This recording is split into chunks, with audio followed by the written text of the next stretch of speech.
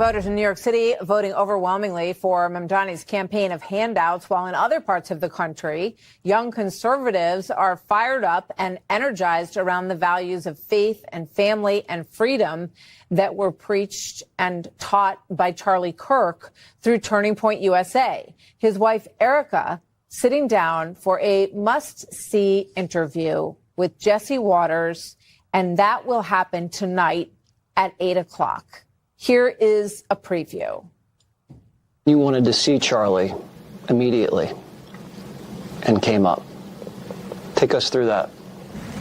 When we walked into that room, he had this smirk on his face. That smirk to me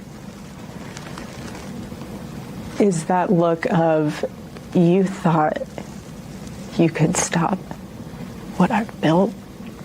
You thought that you could end this vision, this movement, this revival. You thought you could do that by murdering me. You got my body. You didn't get my soul.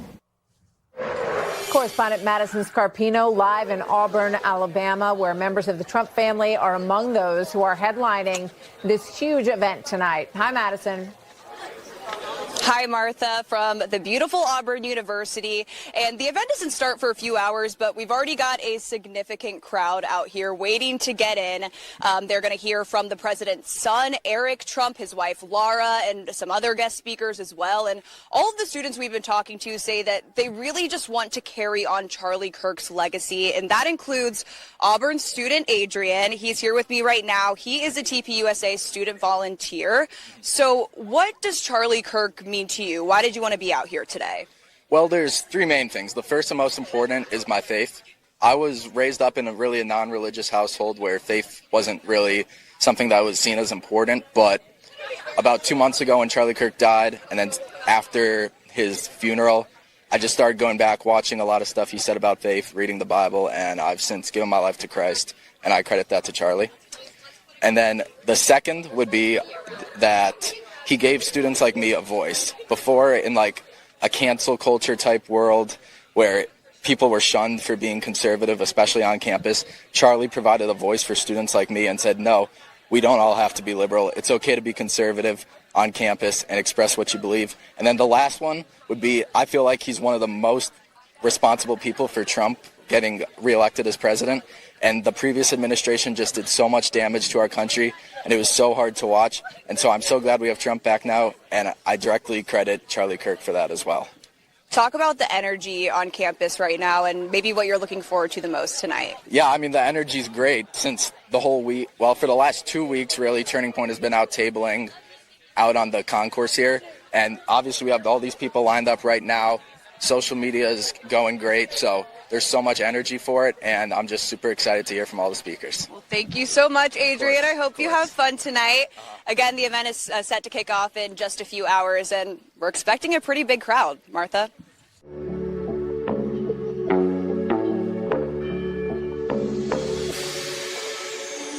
all of us, it's a tough time, obviously, for family, but I knew what had happened because they tried to stop a dynasty. They tried to stop somebody that was there for the people and not for themselves.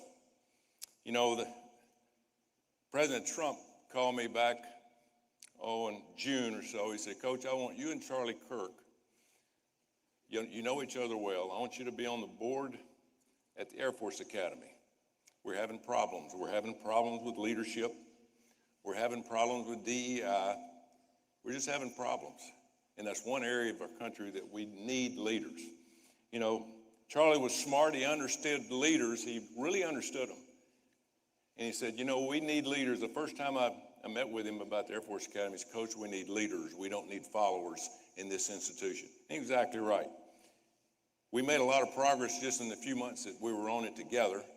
But now we're going to continue to fight. We're going to fight for what he knew was right and what I knew was right. But we got to fight for not just our Air Force academies, but for all institutions, all higher education, all high schools. Speaking of leaders, Charlie was supposed to be here tonight. We had made this date he and I an organization back in July, and I was supposed to introduce him. And so Charlie's here with us. He's here with us in spirit. We're going to take his legacy on, but it's going to be hard to uphold everything that he knew because he was so smart. You know, Charlie was waking up millions of young people every time he talked, because now with the internet and social media, everything got out there that he talked about, even during all of his debates. You know, the one thing about Charlie, he was waking up millions of young people at a time. He was waking them up because he was telling the truth. And you know what? He lost his life for it. He lost his life because he was telling the truth. He was never afraid of it, but he knew that he was in harm's way at times. But he lost his life because he went out there for all of us and for all of you because he was telling the truth. The most important thing that Charlie had going for him in his life was his faith. I mean, there wasn't a time that went by he didn't talk about his kids that I talked with him and his wife, but also his faith. He was a true evangelist. He really studied the Bible. He thought it was the ultimate source of truth. You know, the one thing that I watched, I didn't go to Phoenix to the memorial, but the one thing that this president of a university walked out, and he talked only about 3 minutes, but it was kind of lasting. And just to tell you a little bit about what he did, Larry Arnn, who's the president of Hillsdale College, he told this story. He says, you know, I met Charlie 12 years ago during his memorial speech. He said, I met him 12 years ago, and I asked Charlie some real hard questions. And he said he couldn't answer some of them. Now, this is 12 years ago. Charlie asked Dr. Arnn, he says, how can I educate myself? He said, Dr. Arnn gave him this advice. He said, listen, read the Bible, read classic novels, study the history of this great country, and study our founding fathers. And Dr. Arnn said in that speech, he said, you know, he called me about 2 months later. He said, Dr. Arnn, I took your advice. I'm taking Hillsdale courses. He said, I just finished my first one online, Hillsdale course. And he said, about 6 months later, 6 months to a year later, he called him and he says, I just finished my 31st Hillsdale online course. I mean, this guy, he was absorbing knowledge. You know, he was high school educated, never went to college, but he's the most smartest and most realistic people that I've ever met. Unfortunately, this deranged leftist coward, and I'm going to call him that, he was afraid Charlie's message was becoming real.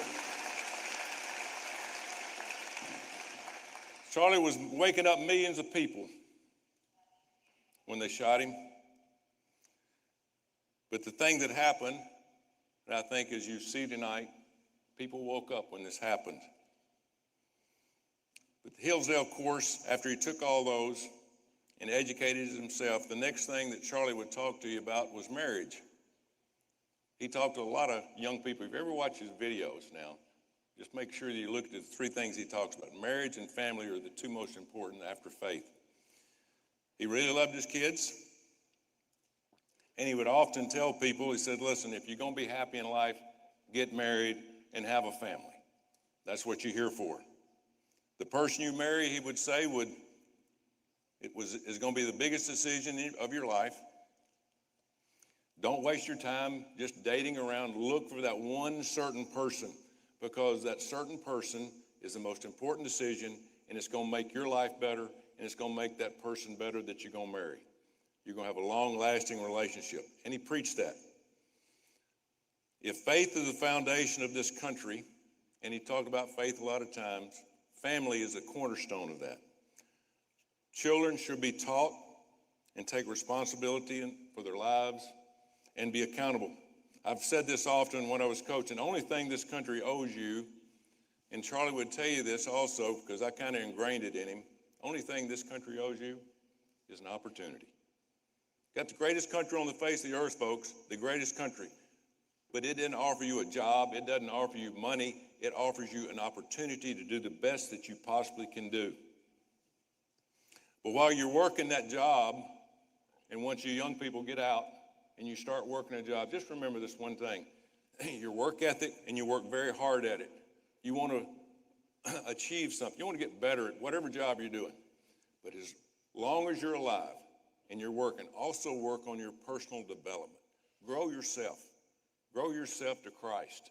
Grow yourself to your family. Make yourself better every day.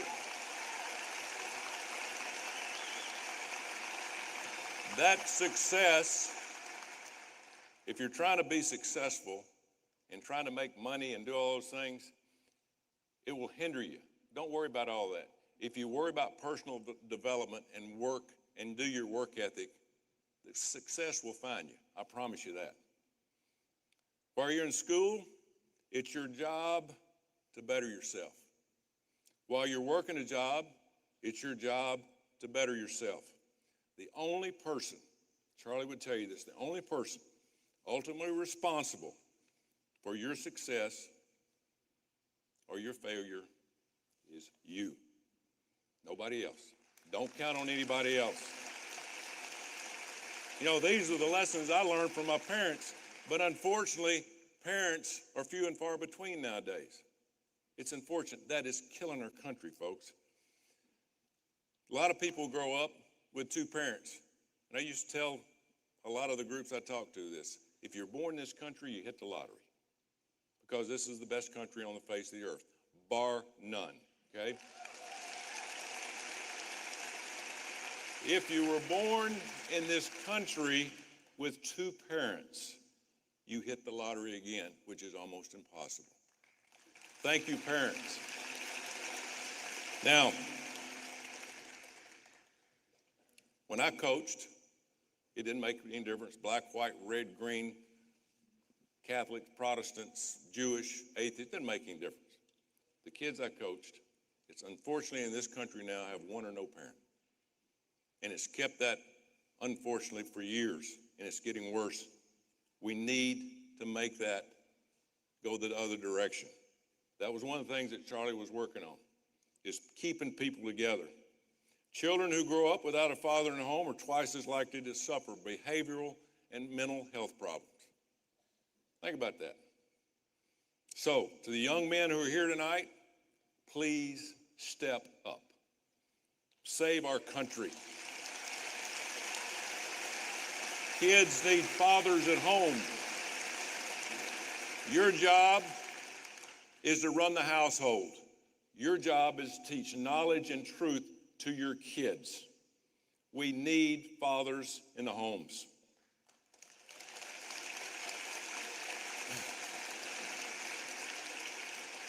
When men fail, and they fail to step up into the role that God has given them, our society suffers. And folks, our society is in bad, bad trouble. We don't have enough fathers and mothers that stay together to raise their kids to make this country the country that it used to be. And that's one of the keys that Charlie always pushed. We need families, we need a tight marriage, and we need kids that are going to learn from their parents. So, we've talked a little bit about truth. In the few more minutes I have here, here's a few hard truths that Charlie and I kind of got together as we were talking about and doing shows and about education and about the future of our country.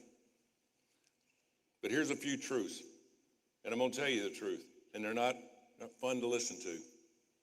Our country's dead broke, folks. I used to be a football coach. Now they call me a politician, and I'm embarrassed. We are, as of last Tuesday, we're $38 trillion in debt. $38 trillion. Do you know how much $1 trillion is? $1 trillion is $100 bills stacked 3 feet high from here to Atlanta, Georgia. That's a lot of money. And we're 38 of them in debt. You know who owes that bill? You do. You owe that bill because it's going to be your next generation that's going to have to take care of it. And folks, that ain't fake money. That is real, live American money. You know, I'm not an economics professor, but I've learned one or two things about budgets in my lifetime. You know, the U.S. government brings in $5 trillion a year. That's how much tax money that comes to Washington, D.C., $5 trillion. We spend $7 trillion a year in Washington, D.C. Now, I'm not real good at math, but I know that doesn't equal out very well, okay? If we bring in $5 million and we spend $7 million, that means $2 trillion of your money that you're going to have to make up one day. That's unsustainable. We can't keep that up. I used to own a small business, and if you spend money like that, you're either going to go to jail or you're going to go bankrupt. Well, we're bankrupt. Some people go to jail too, by the way. You know, if we keep this up, I want you to think about this. If you keep this up, 80% of your money, I'm talking to the young people here now, the taxes are going to be so high, you're going to have to pay 70, 80% of your paycheck just to pay off our national debt. That's going to leave you 20 or 30% to raise a family. It's impossible to do it. That's the reason we have to get control of our debt. It's impossible that we continue this pathway. You know what it's called? It's called socialism. We're turning into a socialist country. But you know what? That's the Democrats' plan. Charlie will tell you that. You saw what happened last night. We elected a mayor in New York City that is a pronounced and known socialist. I never thought I'd see it happen. But we're spending more and more money, and you know what? It's because the Democrats want to spend it. We're trying to cut back on the money. We're trying to help you young people sustain a budget for the future. But the Democrats could care less. They want to spend more and more money. I just don't understand it. I don't know whether it's they hate this country and they despise the Constitution, but they are running it into the ground. We cannot continue to do it. Here's what's happening. They want free health care. They want free housing. They want food stamps for everybody. Folks, to Democrats, that's the American dream, but it's oppressive. What it's doing is ruining our country. I heard Charlie talk about this many times. They'd rather see the American dream replaced by American dependence on big government. We can't do it. Tonight, I want you to ask questions about this when you have people come up and you have an opportunity to debate. They'd rather see the American dream challenged and let big government take over this country, and we're not going to allow that to happen.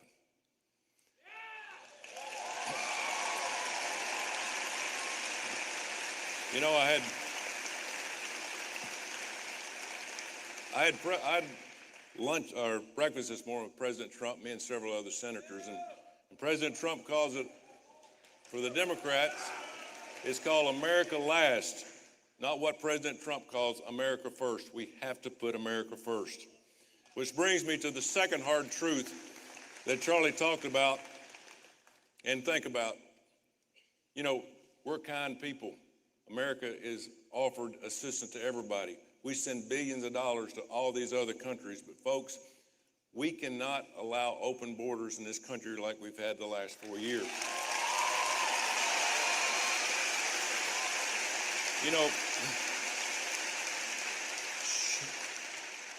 our friend Charlie died with the word freedom written right here on his chest. Freedom for this country.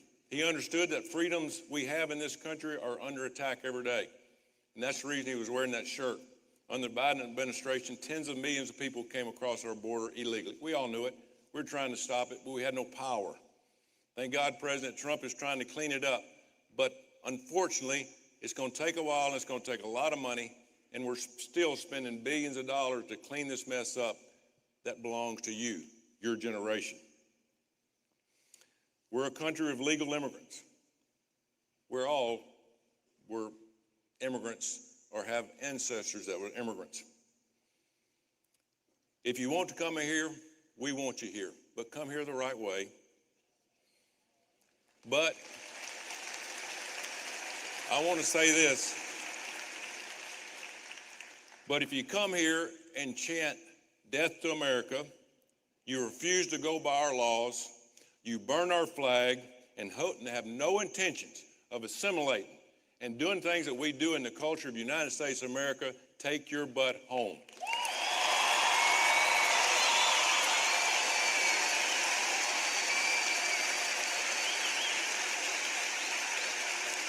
Speaking of our next hard truth that Charlie and I used to talk about was identity politics. You know, the past few years, racism has been allowed to fester in this country. It's called DEI.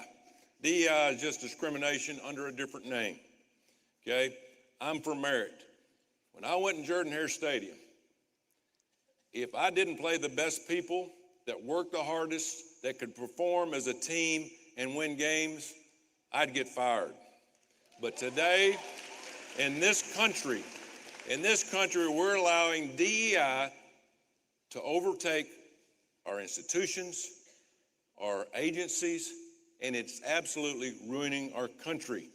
It cannot continue to happen. When I had players, I had black, I had white, I had red, I had Catholics, Protestants, rich, poor, middle class. It didn't make any difference. But you know what? They played their tail off because they played as a team. They played and they knew if somebody made a mistake and somebody got on them from the other team, somebody had their back. Folks, that's what we got to have here. Somebody did something to one of our players, Charlie Kirk.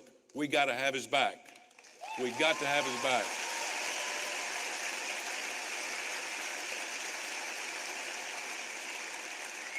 And as I wrap up here, I got to bring this up. You know, some people are going to say something that might not like this, but folks, men are men and women are women.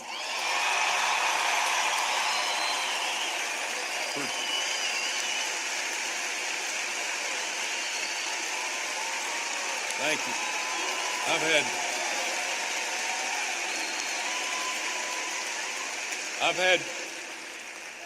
I've had five bills on the floor in the United States Senate that says no more men in women's sports, and the Democrats all have voted them down. God gave us a clear understanding. He created men and women with different strengths and different weaknesses. He never wanted them to be confrontational. He wouldn't have wanted this. He wouldn't want men and women's sports. I've got my first grandchild, Rosie Grace, 8 months old, and I'll be damned if she's going to take a shower with a man when she's in sports.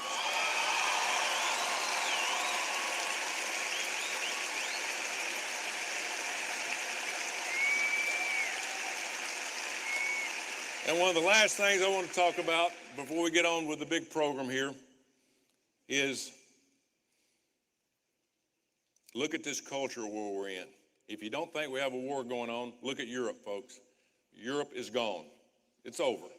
They've allowed immigration in our country, and these people aren't assimilating. They've opened their borders to millions of people. And we want immigration, but it needs to be legal here. But over there, they've absolutely opened their borders. They call it globalism. Crime is going through the roof. Their culture is at risk. And it's something different these people have ever seen.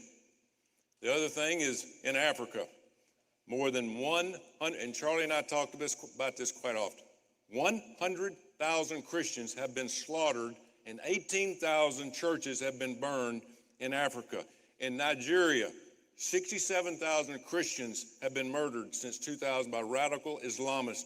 So the bottom line is that Christianity is under attack, and we've got to stop it.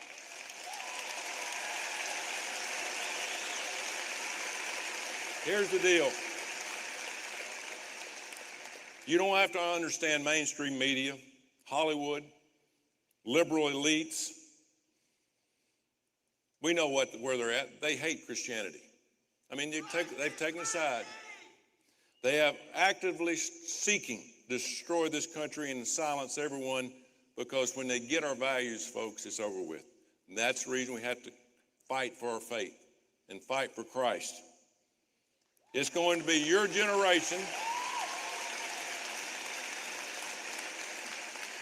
And I'm telling you, as a so-called politician, politicians aren't going to help you. It's going to be your generation that's going to get this mess straightened out.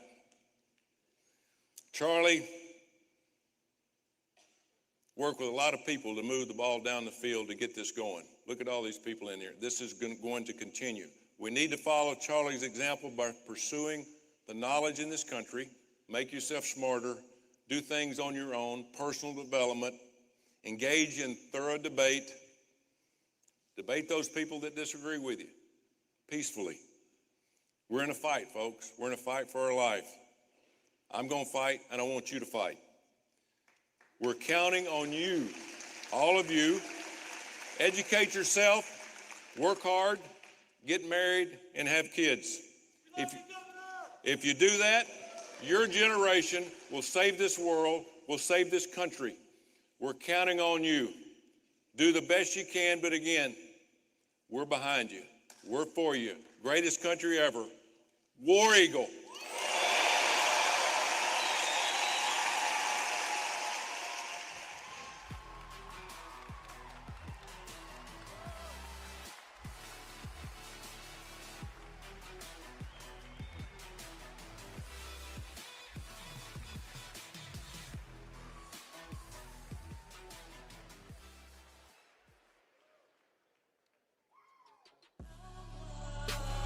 Please welcome to the stage Auburn's Turning Point USA Chapter President Jacob Roos.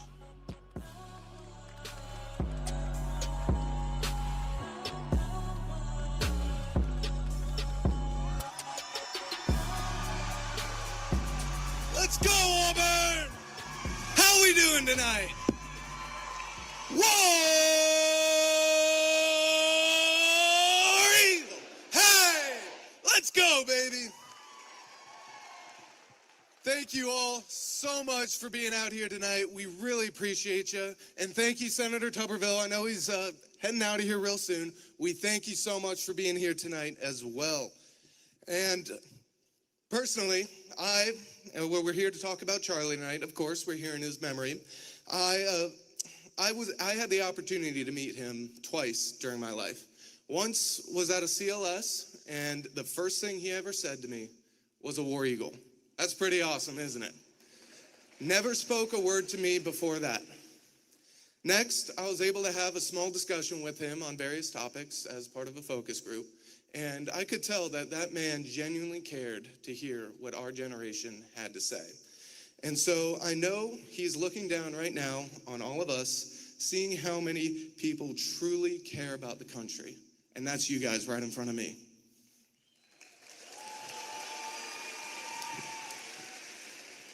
And for those of you who don't know me, my name is Jacob Roos, and I have the honor and the privilege of serving as chapter president of Turning Point USA here at Auburn University.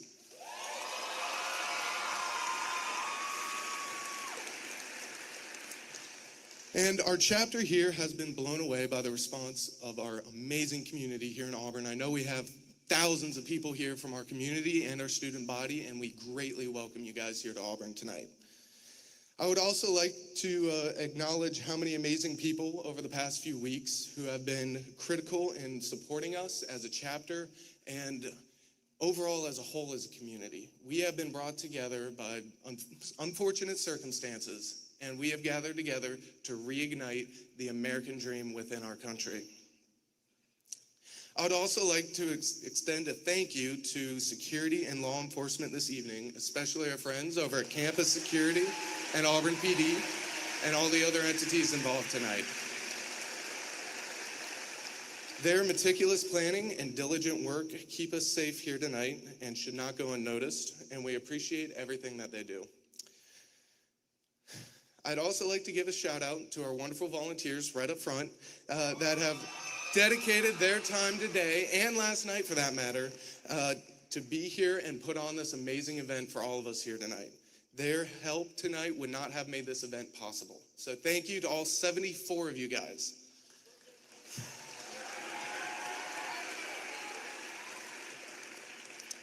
Also of note, I would like to recognize our amazing executive team we have here at Auburn and those who have worked tirelessly over the past month and a half to put this event together. I would like to acknowledge my Vice President, Marshall Egbert, right over there. our secretary, Andrew Bernstein, our treasurer, Lex Sorensen, our social media team, Caroline Boren and Arden Warner, and most importantly, our events coordinator, Haley Ray. I'd also like to extend a shout out to Turning Point USA's team, and they have been a huge help in planning this event over the past month. And I'd personally like to thank our regional manager, Noah Durham. A little side note about Noah. About, I want to say 7 or 8 years ago, he actually founded our chapter here at Auburn University. And I would like to invite him on the stage to honor him as the founder of this chapter, and for him to be able to see what we truly have been able to do here in Auburn is truly incredible. So Noah, if you'd like to come out here real quick.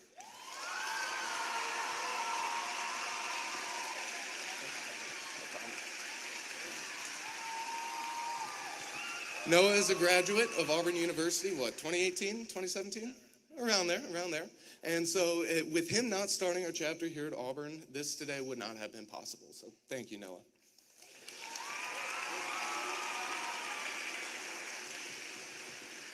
So one of my favorite parts of being president is not only seeing my chapter grow, but seeing chapters in our surrounding communities grow as well. If you are interested in joining our chapter or starting a chapter, I recommend that you go check out our TPUSA table up there, the Get Involved table. We'll have QR codes for Auburn students to join our organization if you'd like, or if you'd like to start a chapter in your local community, high school students especially, and other college students as well, I'd recommend going to tpusa.com/getinvolved. For Auburn students not currently part of our chapter, we welcome anyone and everyone to promote open discourse within our community. Stop by our Get Involved tables to join today.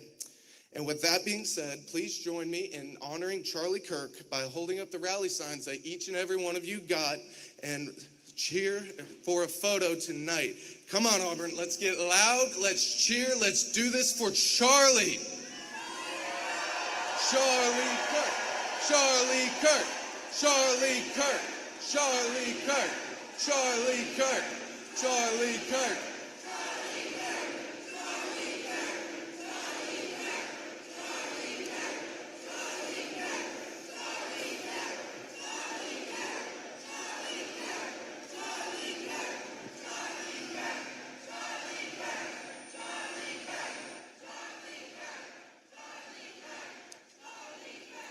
Thank you all so much for joining us here tonight. We've got a great lineup for you guys going on the rest of the night.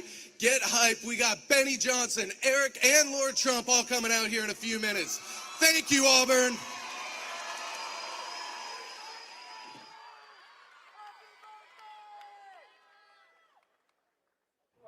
My name is Charlie Kirk, and I love America because I love talking with people I disagree with. Started an organization that's now on 1,000+ campuses to save the greatest culture and country ever to exist. Our family's divided. We're divided the same way the nation is divided. Will anything ever be remedied? A nation divided against itself will not stand, neither will a family divided against itself. Why do you think your son is conservative? You as a father should listen to your son. I used to be, at one point, on my father's side. Upon doing my own research and seeing things firsthand, I've switched sides. We talk every day about politics to the point where it's divided us. Father-son divide is more important than politics. Really try to come down at what generational perspective do they have. Never let politics get in the way of the beautiful relationship between father and son. And my question for you is, do you have any hate against the LGBT community? How could I hate that which I have a heart for? I might not agree for some of the lifestyle choices that some people make, but of course not. And if someone said, Charlie, what's your view on marriage? I say, I believe marriage is between one man and one woman. Do I have hate in my heart for somebody that doesn't choose the lifestyle that I believe that God laid out in the scriptures? Of course not. I go around universities and have challenging conversations because that's what is so important to our country, is to find our disagreements respectfully, because when people stop talking, that's when violence happens. You could see that happen all across the world. What motivates you to come out here? Well, because I love talking to people I disagree with. When people stop talking, that's when you get violence. That's when civil war happens, because you start to think the other side is so evil and they lose their humanity. First, I just want to say I don't agree with you on a lot of stuff, but I I really respect, and I think you don't agree with me on a lot of stuff, but I really respect that you'll have a dialogue. I think one of the big problems in this country right now is, like, people can't have a dialogue, and people, like, don't even know how to, like, have a dialogue and use logic and, like, have an actual argument like you do. So how do we improve that as a country? How do you think we get more people that can argue like on both sides of the aisle? I think this event is a great example of it, right? I think that this event is, we need to have differing opinions. We need to have people that don't share the same worldview and see which one is better and try to find common bond. You should have your own discussions like this every day. You should try to model it and try to have, back and forth, and that's what makes the country strong and great. Civil dialogue. Joining us now is a great American and a great friend, Benny Johnson, host of The Benny Show. Benny, welcome to the program.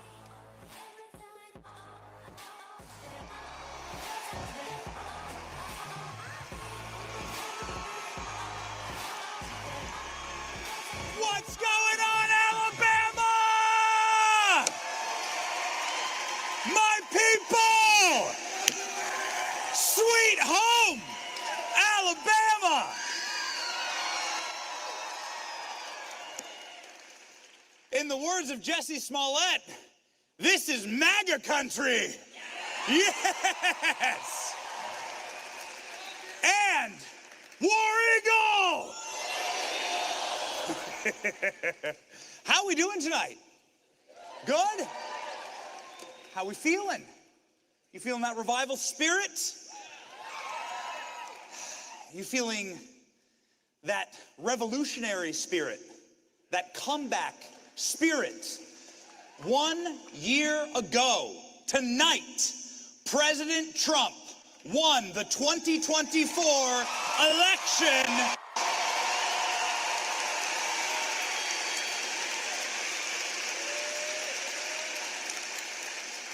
And Eric Trump is backstage talking to someone very special who may be joining us tonight. We'll see, ladies and gentlemen. Who's excited for Eric and Laura Trump tonight in the house?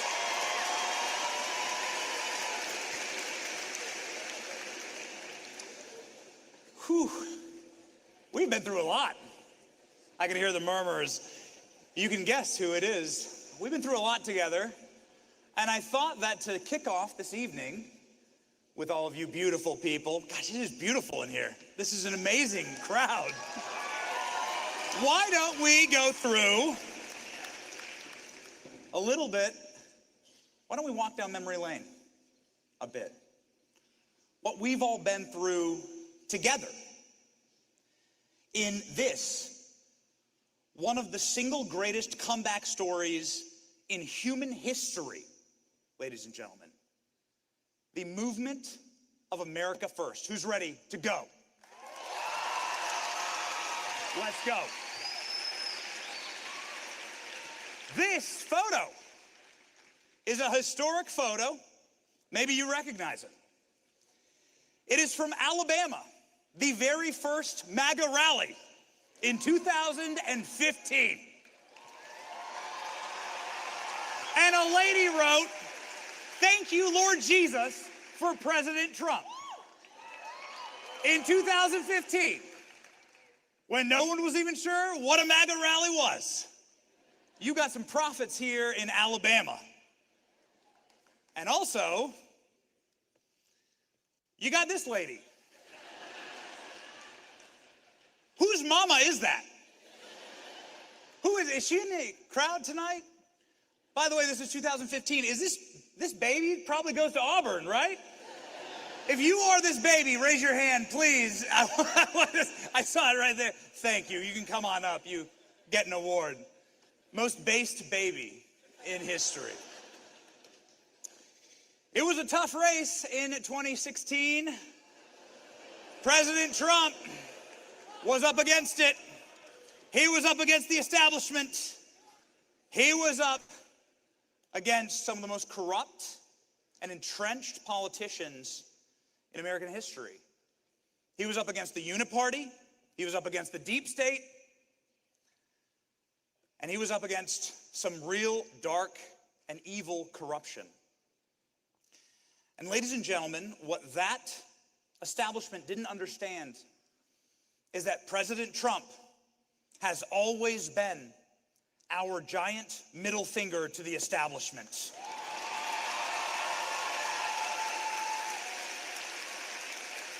And he showed up when he did this. It's just awfully good that someone with the temperament of Donald Trump is not in charge of the law in our country.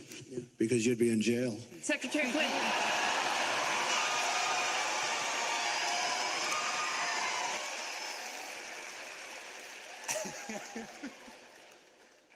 If you've checked the news recently, you may know that Donald Trump is about to make good on that promise. Because you'd be in jail, lady. I hope they have extra wide pantsuits, but nonetheless, it was an uphill battle. Boy, look at that. What a doomer poll, right? 9% chance. This was on the eve of the election in 2016. But our Lord Jesus Christ loves a comeback, ladies and gentlemen. And that's what CNN looked like on election night. And this is what Hillary Clinton's victory party looked like on election night. And this is what libs looked like during the inauguration of our 45th president, President Donald Trump. Yes! But the angriest lib was Michelle. Michelle. Don't do it. Don't do the chant. Don't do it. It was a beautiful couple of years, wasn't it, Auburn? Wasn't it, Alabama? Look at that Christmas magic. Stop whistling at our First Lady. Man, I heard you. You dog. That's the baby from the first Trump photo, okay? He gets a pass, but your mom's still crazy. It was beautiful. Then something insane happened. What the hell is this? Nobody even knows. We want to forget it, right? This is a dark period in our country. Thankfully, Joe Biden didn't know any of it was happening. That's good. But it was a dark period, right? This was weird. Like, the guy can't even get a mask on. Needs to trim his eyebrows. Too many stories about corn pop. If you know, you know. But creepy ass Joe Biden, wobbling around the White House in his underwear. It was dark, man, wasn't it? It was weird, it was strange. But did you lose faith as Christians? We got any Christians in the house tonight? We got any believers? Did you lose faith? No! Ladies and gentlemen, that is because in the darkest days, even when they gave, how amazing is this? You put up the mugshot of the president and everyone cheers. That's a backfire. What do we know as Christians? We know that Christ is king. We know that what man intends for evil, God intends for good. They said, we'll destroy this guy. We'll destroy Trump. We'll give him a mugshot. That'll do it. What they gave him was a rap album. All you got to do is put a parental advisory sticker on that, and it's the hottest banger of the summer. Playing that, if Trump dropped the track, you'd be playing it at the bars in Auburn. I know that as a matter of fact. Tried, ladies and gentlemen, they tried. They tried to destroy our boy. They came at him with everything. Judicial assassinations, political assassinations, literal assassinations.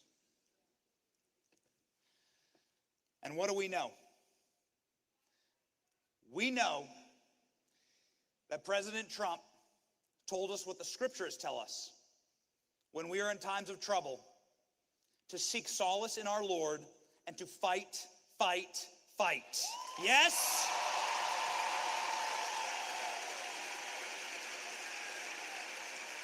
And everything they kept throwing at him, man, it just backfired. And that's what happens, ladies and gentlemen. This assassination attempt, much like the mugshot that was meant to end President Trump, resulted in Elon Musk jumping for joy on stage with Donald Trump. It resulted in this incredible moment that Charlie Kirk brought about, where the king of McDonald's and the king of Maha joined together on stage. It was a beautiful thing. It was looking unstoppable. So they had to swap out the damn candidate. Now this is a photo of Kamala Harris hearing some guy up there in the audience, probably my dad, honestly. Thanks, Dad. What happened here was a historic moment. So they just swapped out Kamala, and a dude at Kamala rally goes, "Christ is king." And Kamala goes, "You're at the wrong rally." That's what she said. Ladies and gentlemen, if you believe Christ is king, you're at the right rally tonight.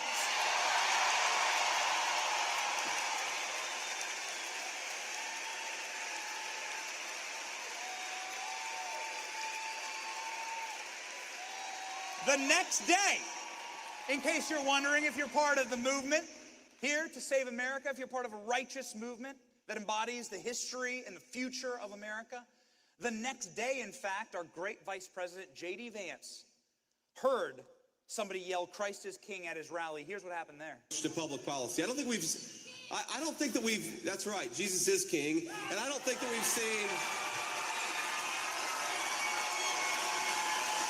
Can you spot the difference? This election was so epic. This election was so epic. Man, Kamala Harris, not only did she lie about Christ being king, she also lied about working at McDonald's. What a weird thing to do. Who else has worked fast food? Does anybody work fast food? I work fast food. Who's worked as a server or a waiter? It's a beautiful job. It's a dignified job. You're serving your fellow man. It's an incredible job. You learn a lot. Kamala Harris engaged in working class stolen valor, is what she did, in claiming and lying about working at McDonald's. That, again, was intended to hurt or harm President Trump, and what did we end up getting? Sweet, salty fries with that one, Donald Trump, waving out of the window of McDonald's, saying, "How you like me now, Kamala? Eat the salt, live." And by the end of it, they might as well just change it to Donald's. It's iconic. Things were going so poorly, ladies and gentlemen. Joe Biden called MAGA garbage. Do you remember this? And how do we respond to that? Load up the garbage truck, baby. By the end of the campaign, Joe Biden was literally wearing MAGA hats. Do we remember this? And on election night, you have the 47th president of the United States.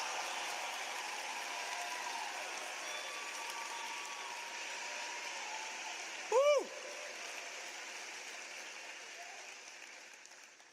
It was a thing of beauty. It was God. It was God. That's the only one who can do something like this. A comeback tour for the ages. On the here's what was happening in downtown Atlanta. My girl just lost a day ago. Like, damn. See ya later, Kamala. Ladies and gentlemen, we got our boy sworn in after all of this. And now he's passing out Trump 2028 hats in the White House. to the Democrats, and J.D. Vance is a me.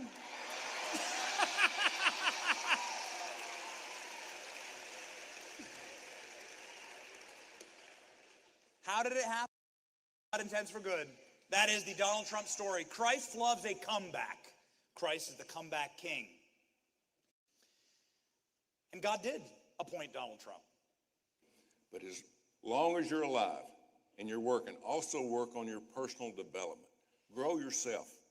Grow yourself to Christ. Grow yourself to your family. Make yourself better. And he gives a righteous people a righteous government. He gives that government a sword to wield. A sword to wield to protect good men and women and for the terror of evil men. And that is what President Trump is doing right now. God bless President Trump and his administration for wielding the sword. You live in a red country, by the way. And I am sick of the hoax. I'm sick of a hoax that you are on the wrong side of history. If you are young, if you are under the age of 30, raise your hand right now. Look at this. Look at this. Can we see this incredible crowd? I want you to know something. You have been lied to. And I'm going to spend the end of our speech here very quickly dispatching and destroying the single most evil lie that has been sold to you by the corporate press, by the Democrat Party, and by corrupt institutions, that you are on the wrong side of American history as young people who believe in America first and America only. Ladies and gentlemen, not only are you on the right side of American history, you are American history. You are the inheritors of American history, and I can prove it. Let's do it quickly. What is America? America, as defined by our founders, is life, liberty, and the pursuit of happiness. And you are the ones who embody all of those things. Let's talk about them in order. Well, this big, beautiful red map. Hold on. Where are we at right now? Right around here? Yeah? Okay. No. Right here. Yeah? Not the blue area, though. Ladies and gentlemen, sweet home Alabama. Alabama loves life, yes? Because God created life. The first book of Genesis, you don't have to look farther than that. God created life, and we believe that as Christians, that God marked us and stamped us with the sign of the Creator, that we are all made in God's image, so life is precious. 93% of the red parts of this country, Republicans, believe in a creator, believe in God. Are you one of them? Yes. Do you know as Democrats, that's only 50%. And that defines the entire problem right there. At 50% of their party, that's a coin flip. If you don't believe in God, then you can't believe in America. Because our founding documents, the first line says we are endowed by what? Our Creator. All men are created equal. Well, if you don't believe in a God, then you can't even believe in America. Am I right? Yes. So the Democrat Party has a real problem on their hands with just the first thing, life. You are also the inheritors of life because Republicans are the ones who create families. Republicans are the ones who want to be fathers and mothers and to carry forward our beliefs and our value system and our nation to make more Americans. In fact, when Gallup did a poll of young Trump supporters, they broke them out, men and women. Do you know the number one thing that young men wanted in their lives was to become a father and to become a husband? That was the number one priority.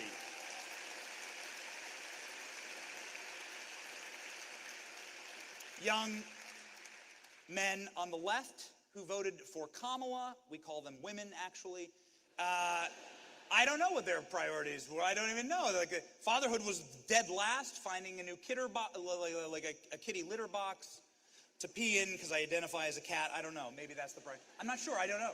I know this, that is the legacy of Charlie Kirk. to inspire young men to be good fathers, good husbands, and to have babies, and to continue forward the American dream. That's life, ladies and gentlemen.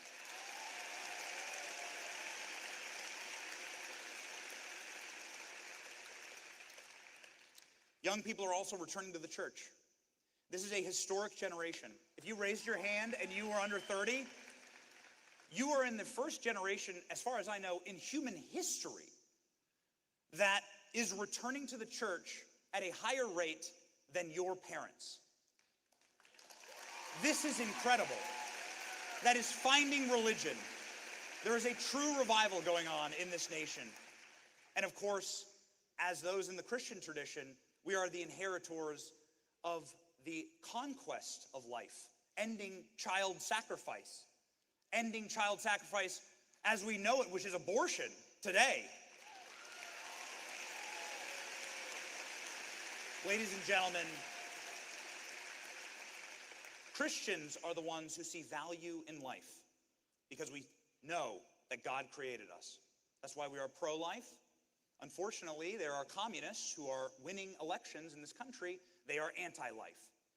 Communists show you that with all of their motivations and all of their moves. This is why I'm very worried about assassination culture on the left. I'm concerned about it because if you don't believe in God, if you don't believe in the value of life, you will view it as permissible to kill for power. Communists always do that. There was a man elected as Attorney General, this top law enforcement official in the state of Virginia, just last night, who says he wants to murder Republican children. That is what we are fighting against. There is a literal communist elected as New York City mayor. This is in the legacy of Joseph Stalin, in the legacy of Mao Zedong, who slaughtered in the hundreds of millions their own people. We mustn't let communism win in this country, and life is the first step. Liberty. We are the party of liberty. We are the party that freed the slaves. Christian kingdoms like England freed the slaves. The first kingdoms to free slaves were Christian kingdoms. Ladies and gentlemen, we are the inheritors of liberty. We are the ones who believe in liberty. All men are created equal. If you're not a Christian, if you don't believe in God, then you don't believe that, actually. And while the left is obsessed with slaves here in this country from 150 years ago, they refuse to look at the continent of Africa, where there are 7 million people that are still currently enslaved in Muslim countries. They refuse to ever talk about it. So we'll talk about it here tonight, ladies and gentlemen. The inheritors of liberty also means that we have the liberty to go and explore and live exciting and liberated lives, to go out into the great beyond, to tame the West, to maybe even go to space. And that is why, there we go. You got one of Elon's sons in the front row.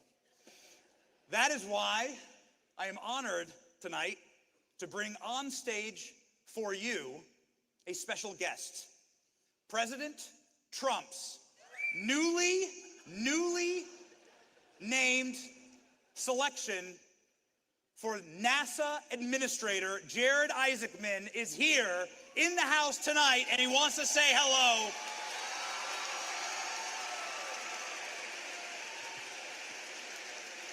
Hey, thank you so much. I can't tell you what an honor it is to be President Donald J. Trump's nominee to lead the world's most accomplished, the world's greatest space agency on what I think is the greatest adventure in human history. And I'll tell you, as a space guy, I love being in Alabama. I mean, we are home to the Marshall Space Flight Center, where Auburn graduates helped contribute to all the history the agency has made, and where Auburn graduates are going to contribute to all the history that we are about to make. And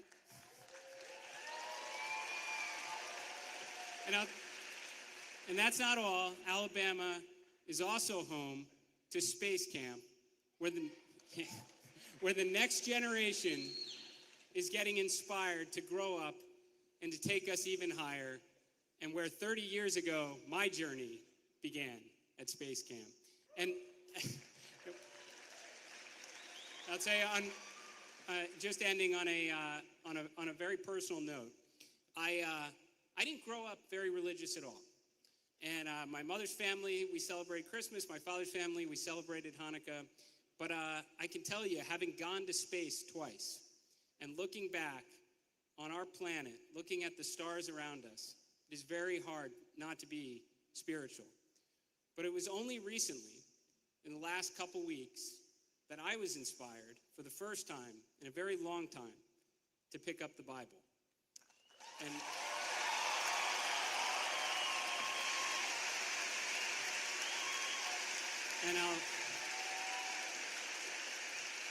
And I'll tell you why.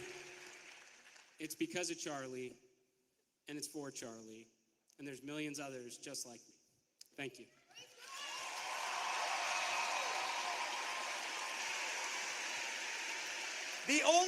He's too humble. He's a fighter jet pilot, and he's the only civilian to do a civilian spacewalk out in space. The guy is an absolute and total badass. Jared Isaacman will be leading NASA, and we are going back to the moon, baby.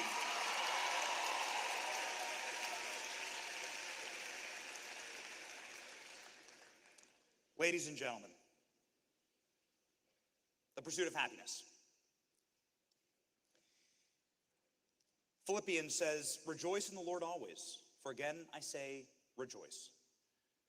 We do things as a movement that leads to actual happiness. When you are contributing to your community, when you are creating families, when you are going to church, these are outward-looking activities. All available data says these are the things that actually bring you lasting, true joy and happiness. Conservatives are the ones who own those activities. The left is constantly looking inward, right? What are my pronouns today? Like, where is my litter box? Like, these are questions they ask themselves, right? Will my soy latte spill in the litter box? What shall I do? These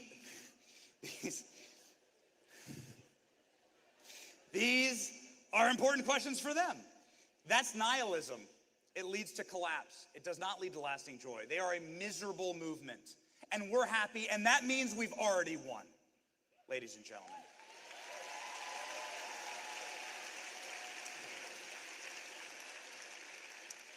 Final thing I'm going to say here is that in the Constitution it says life, liberty, and the pursuit of property in certain other instances. And that's something that we've lost in this country. I'm particularly horrified that the American dream of owning a home is so out of reach for all of the young people here. If you are 35 and younger, home ownership rates are at 30%. That's down by half from a generation ago. And we need to fix that. Who here wants to own a home one day? Yes. Ladies and gentlemen, I'm not one to break news in front of massive stadiums of people, but I want to announce right now a massive interagency and interinstitutional effort in order to encourage and provide resources from a massive federal level and a legislative level to ensure that we reignite the American dream for first-time young homebuyers. It will happen in this administration. We are going to make the American dream affordable again. We are going to make owning a home great again. And we're going to be able to raise our families, our Labradors, in these beautiful houses with white picket fences. And we're going to live like our grandparents, because you know what? They had a lot of nice things figured out. And you can sit on your front porch here in Alabama with your shotgun, happy in your Trump home. Ladies and gentlemen, what's it all for? That's it. This is it. This is what it's all for. This is my family. This is my motivation. This is what keeps me going.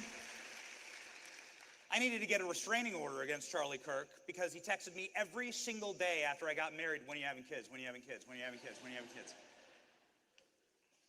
Since Charlie Kirk had such a profound effect on my life, since Charlie Kirk helped Christ center my life, I actually can't stop having babies. We're on number 4 in 4 years, and maybe number 5. We'll see. That is the motivator. And this is it in closing. That's it, isn't it? This is what America First is all about. America First for my American children. America First for your American families. And America First for the first family of America. Eric Trump and Laura Trump, let's go! Welcome to the stage.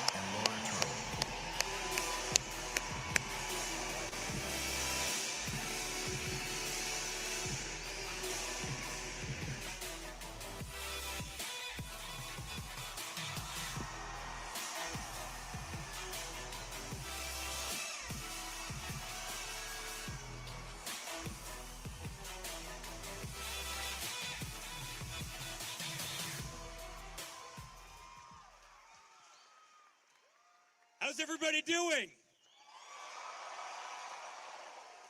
Do we not love this man right here? This guy is truly one of the greatest fighters. And guys, we love this state and we love this university and we love all of you. I think Benny did okay. How did he do, guys? Yeah.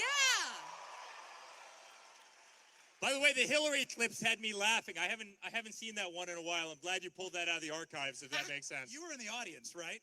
I was back there, but I was watching it on the TV. No, during the Hillary, we were in the audience we were for in the that. audience. Absolutely. What happened? Well, you should have seen Bill Clinton's face, by the way, right? So that's the night my father got all of Bill Clinton's accusers, right? And he told everybody, he goes, we're going to have this practice, a debate session. I want all the media to come to it. And they all walked in, and it was all of Bill Clinton's accusers. And honestly, he sat in this little penalty box during the debate, and his jaw was still on the ground. I'll never forget it. It was like the greatest troll in the history of political trolls. And then he knocked her out of the entire race with those 3 famous words. So that was an amazing night. And I was there too. And I just want to say, it is so cool to be at Auburn. War Eagles! Amazing. Should we sit, Benny? Are we going to stand for this? That's right. Eric Trump seemed like he wanted us to stand for this whole thing, but that's okay. I like you not being a full foot higher than me on stage. That was my top selling point. Do you guys know when Eric and I first met, I had no idea, no offense, honey, that Eric Trump even existed. But I'm 5'11", flat-footed. And so then I put on these heels. I'm like 6'2", 6'3". And I noticed this guy was taller than I was. And I was like, this could possibly work out. And this Saturday is our 11-year wedding anniversary. Yeah, not bad. What was the Eric Trump pickup line? Oh, his pickup line? Do you want to tell the story, or would you like me to? Why don't you go ahead and do it? Only because of the media is there. I'll let you tell the story and get in trouble. So I went to New York City. I moved there from North Carolina. I moved to New York City. Oh, shout out. Okay, hey, love that. To go to culinary school of all things. How did I end up in politics? I don't even know. This is nuts. And I met Eric out one night, and most of these guys I would meet out would find out I was in culinary school, and they'd be like, oh, well, maybe we should cook together sometime. I'm like, oh, that's very original. Not this guy. He looks at me, he pinches my side, and he goes, I bet all your food sucks. By the way, she's got like a 12-pack, all right? It's like, most chefs have a little bit of body fat. She doesn't have too much body fat. And that's all it took for me. The rest is history. I was very curious at that moment. Does she still cook for you? No, she hasn't made me anything. All right, so I'll give everybody... You went to culinary school. So when she was trying to woo me, right, she'd make me an ice cream cake and by the way, she is a seriously good culinary. She was a great chef. And so I'd always have these beautiful cakes. They were ice cream cakes. Love ice cream cake. They'd be made in the shape of a heart. camouflage. She'd make out like a machine gun and put it on top, do something really aggressive. It was a lot of fun. And she would write me this little love note on this cake. And she'd cut me a slice every single night. And then after we had been dating for exactly 6 months, I haven't gotten a freaking ice cream cake since. So it was like the greatest bait and switch in history, right? I thought I was going to marry somebody who's going to cook for me all the time. We order more damn takeout than any couple ever, so. I'll tell you what I did. I may have stopped making you cakes, but I made you 2 beautiful children, didn't I? You did. Woo. I think you won out in the end. I think it was a fair trade. What's the secret to a long and lasting happy relationship? Well, I think that whenever you go through hell with people, when you're in the trenches, when it feels like the world is against you, that can either bring you closer together or it can tear you apart. And it brought us closer together, not just as a couple, but I think as a family. And I think you guys have all seen that, right? Our family is locked up tight. We are all behind one another all the time. We always have each other's backs. And I'll tell you, it's important to be there for one another. You know, there's this huge misconception out there that, you know, you have to have a career or you have to be a mother, but they're independent of one another. That if you're a great mother, you can't be a great wife. If you're a great mother, you can't have a great career. If you have a great career, you can't be a great mother and wife. And that's totally false. You can do it all. And honestly, she's the epitome of that. She is an unbelievable mother.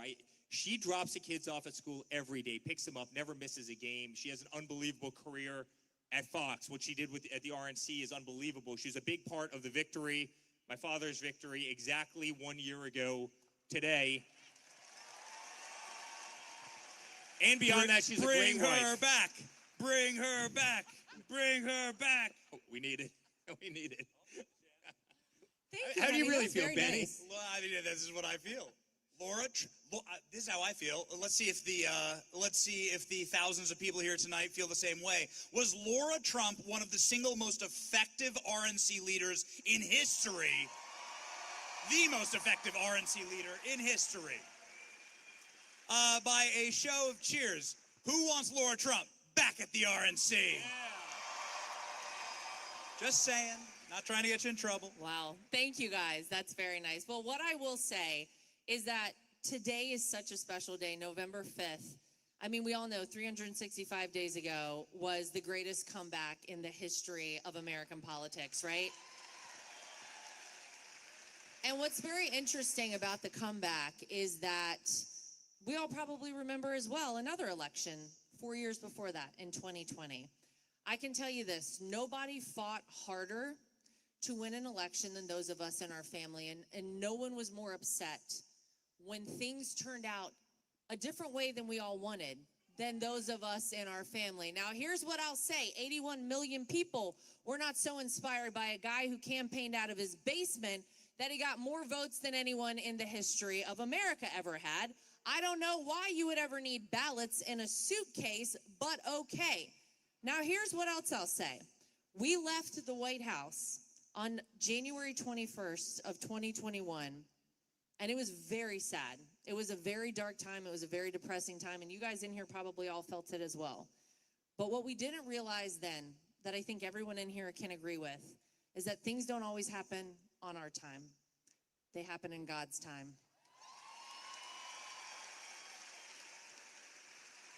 And the incredible things that this president, our 45th and our 47th president of the United States, Donald Trump, has been able to do this term in office would not have been possible with 2 back-to-back consecutive terms.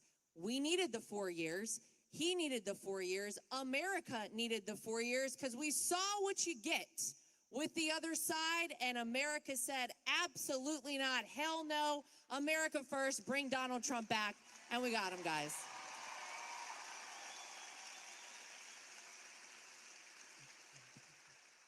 By the way, should we see what he's doing right now? Should we try calling him? Oh. Can we do it? Let's do it. All right, let's. Can we call Trump? Should we call President Trump? Hold on 1 second.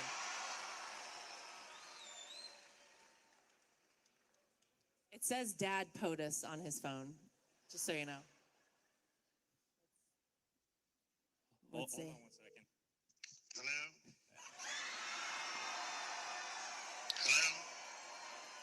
So we have the most beautiful crowd of people, thousands and thousands of people at Auburn University. They are incredibly enthusiastic, and they absolutely adore this country. They adore God, and they adore you. Just say hello to everybody. I hope Eric is doing a good job and Laura's doing a good job. And Auburn's a special place. I've been there many times. I know many people from that area, number one, and from that school. It's a great school. And we love Alabama. We won Alabama by 45 points, so we love it.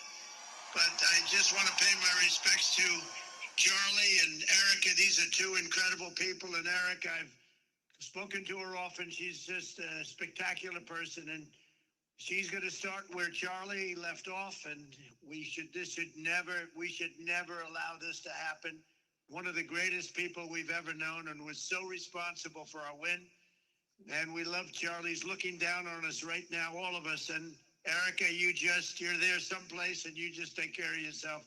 We're with you all the way, and we're with the great people that my son and Laura are speaking to. And I love you all. As President of the United States, I love you all, and our country is doing great. We've never been in a position like this. The investments being made, all of the money coming in, and a lot of it's responsible that our great Charlie, I tell you what, he was the first in line, always the first in line to help.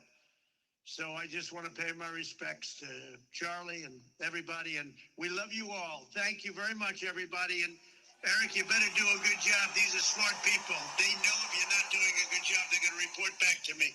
Good luck, everybody. Good night, Pops. We all love you. Incredible. A call in from President USA, USA, USA.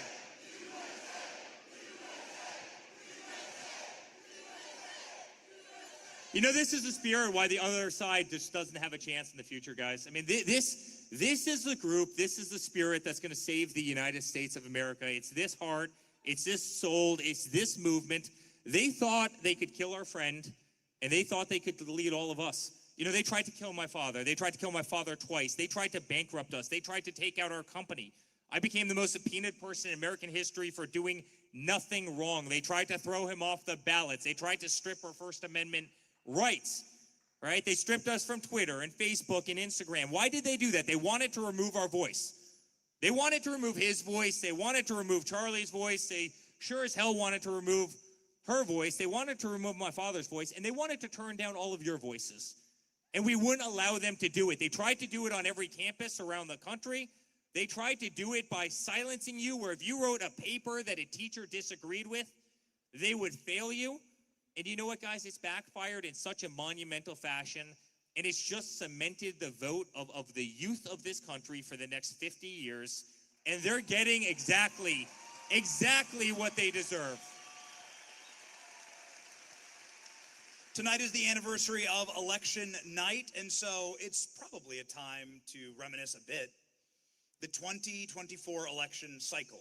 We played some of the greatest hits. Can you give us some behind-the-scenes stories that perhaps no one's ever heard, or perhaps embellish something that we've all seen that we don't know about? Well, I'll tell you, sitting backstage, what I was thinking about is that on November 4th of last year, which was the night before the election, we traveled to several different rallies across the country with my father-in-law, and we ended in Grand Rapids, Michigan, which is where he ended in 2016, which is where he ended in 2020. So, of course, we had to end there in 2024. And we had been going all day. And I knew that last one, right? We were talking about it backstage. We said, he's not going to want this to end because this is going to be his last rally. And sure enough, it was like 2 o'clock in the morning, 2:30 in the morning, and we were all backstage, basically asleep. This man has been on stage for hours at every rally all day long, and he is still going. And he all of a sudden he goes, what do you think? Do you want to hear from my kids? Should I bring my kids out? And we were all like, oh, we better get up. We better get it together. And he called us out on stage, and it was actually so amazing and such a moment that I'll never forget, standing there on stage with him, thinking about that being the last rally he would ever have. Except, what about the Trump 2028 hats? What about him? So do you want to know who actually created the Trump 2028 hat? She's standing right there. So Kim, she's been with me for a very long time. She's getting very fresh one Yeah, day. Kim. She comes up to me. She goes, "Hey, we've got to do something. We've got to mess with the media today. So we can do, the MAGA hats like print on demand." So she changes the 4 to an 8. And she brings it into my office and she throws me a hat. She's like, "Put it on. I'm just going to take a picture of you." So I put on this picture. This guy, about 2 seconds later, retweets the me wearing the Trump 2028 hat with no text or anything. Elon, 2 seconds after that, retweets this. This thing goes viral. I mean, you've got hundreds and hundreds of millions of likes and views and everything else on this hat. The media went freaking nuts, guys. It was so fun. Is your father trying to subvert democracy based on the fact that... You understand the Constitution, right? The Constitutional doesn't allow you to run for a third time. And I'm literally grabbing my phone, and I'm taking pictures as fast as I can of these emails coming in, and I'm just putting them up on my Instagram feed, right, over and over and over. I'm putting these laughing emojis on there. So after about 12 hours of them melting down, she's like, "We've got to keep this going somehow." And she comes up with this. She's like, "We need a slogan." So it became Trump 2028, rewrite the rules, right? And we posted that, and the same people from the media started melting down again. It was so great. I'm like, it's easier to troll the media in this country than it is to manipulate my 6-year-old son on Halloween with a bucket full of candy, right? It is so funny. But isn't that what's so amazing right now is that, I said a few minutes ago that it was so important, I think, the 4 years in between, because how Donald Trump has flipped the script on the mainstream media is a thing of beauty, ladies and gentlemen. Think about the first term, right? The first term, it was like he was on his heels the whole time. The whole White House was constantly having to field incoming. They were on defense all the time. They were getting it from the media, from the Democrats, from the Republicans in some respects as well. This time around, he just swats them off like gnats. They don't even know what to do with themselves. He's like, "Who are you, ABC? Fake news. Sit down. Next." It's so great. Isn't it great? This White House is 100% on offense, killing it every single day. And guess what? The American people are winning. It is so great to watch. I love it.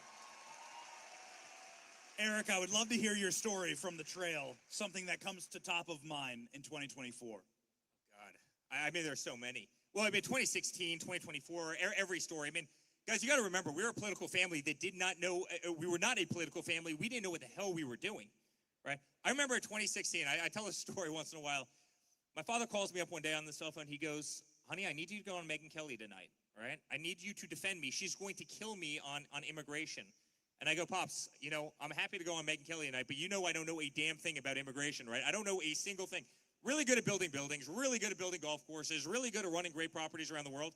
I don't know a damn thing about immigration." Here I was on Megyn Kelly about 15 minutes later trying to defend his immigration policy. This is like 4 minutes after he came down the escalator. We're gonna build the wall. I'm like, great, this is gonna be great. I know nothing about building a wall. I mean, I could do it in construction, and we're really good at that. But think about the disadvantage we had. And Laura mentioned God before, and I have to go back to this for a second.